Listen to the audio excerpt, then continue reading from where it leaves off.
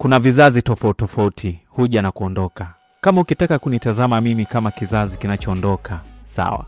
Unapotaka kumpambanisha Cristiano Ronaldo na mchezaji mwingine, hiyo sio sawa. Vyombo vya habari hupenda kulinganisha vitu ambavyo ni vya kawaida, lakini kwenye hili ni kati ya timu moja na timu nyingine.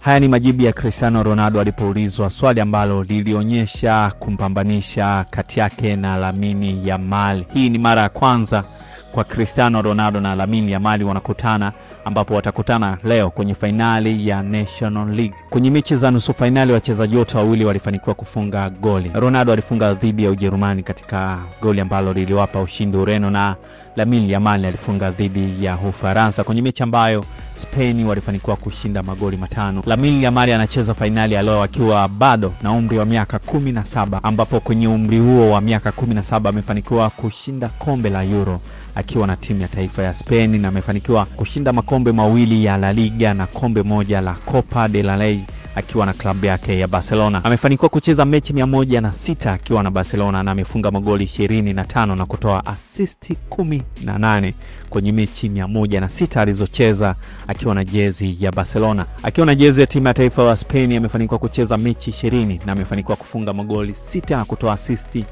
9 kwenye mechi hizo 20 ambazo ameitumikia timu yake ya taifa ya Spain. Cristiano Ronaldo wakati akiwa na umri wa miaka 18 alikuwa hajafanikiwa kucheza hata mechi moja akiwa na timu yake ya taifa ya Ureno, na alikuwa amecheza mechi 19 akiwa na klabu yake ya kwanza ya Sporting Lisbon, na alikuwa amefanikiwa kufunga magoli 5 pamoja na kutoa assist 3 kwenye mechi 19 alizocheza akiwa na jezi ya klabu ya Sporting Lisbon ya nchini Ureno. Kombe lake la kwanza alichukua akiwa na umri wa miaka 22, ambapo alifanikiwa kuchukua kombe la EPA akiwa na jezi ya Manchester United, na kombe lake la kwanza akiwa na timu yake ya taifa alifanikiwa kuchukua akiwa na umri wa miaka 31. Hii ilikuwa Euro ya mwaka 2016. Mpaka sasa hivi Cristiano Ronaldo amefanikiwa kufunga magoli 137 kwenye mechi 220 alizocheza akiwa na timu yake ya taifa ya Ureno, na kwenye mashindano yote